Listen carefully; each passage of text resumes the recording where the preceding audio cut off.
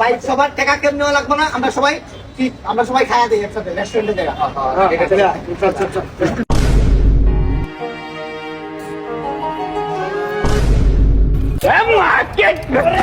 আরে বেটা টাকা পাইছি, যা মন যা খা, আর সাগর নয় দুম খা।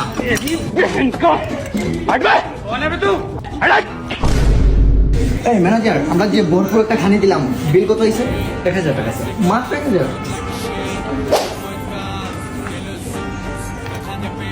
স্যার এটা তো জাল। আরে জাল তো, তোমার পুকুরে যায় মাছ মারো না। আরে মিয়া আপনি জাল টাকা নিয়ে আসছেন, 2 নাম্বার টাকা এটা। ও টাকা